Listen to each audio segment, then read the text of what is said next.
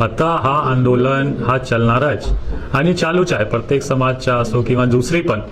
पण हा सर्व मध्ये प्रोएक्टिव्हली आम्ही एक मीटिंग आज घेतला की पुढे कसा आम्हाला एक भूमिका ठेवायची आहे, पोलीस प्रशासनची काय भूमिका राहणार हा सूचित करण्यासाठी सुद्धा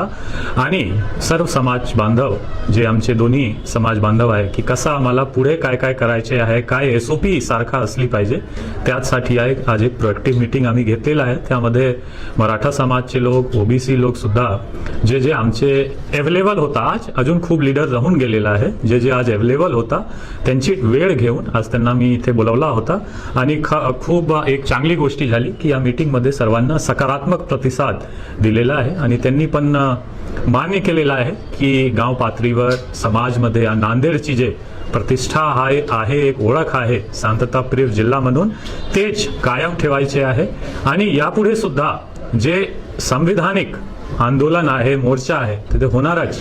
पण हा संविधानिक मोर्चामध्ये आंदोलनमध्ये काही गाळगोट लागला ना पाहिजे असा त्यांनी पण सहमती ह्यामध्ये दर्शवलेली आहे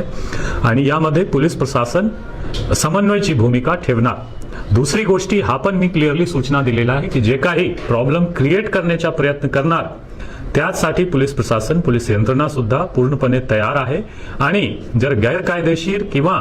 दोन समाजमध्ये तेढ निर्माण करण्याचा कोणाचा प्रयत्न राहणार त्यासाठी पोलीस प्रशासन पूर्णपणे तयार आहे आणि त्यांच्यावर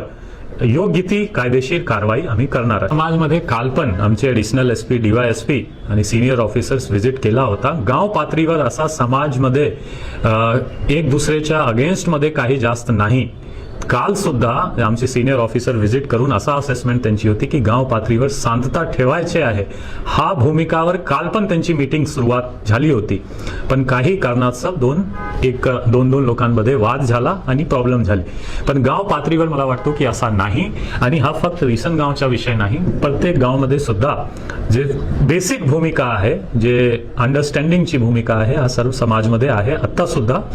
आणि पोलीस प्रशासनचा प्रयत्न राहणार की हा जे चांगली भूमिका आहे लोकांची हा कंटिन्यू ठेवायची आहे.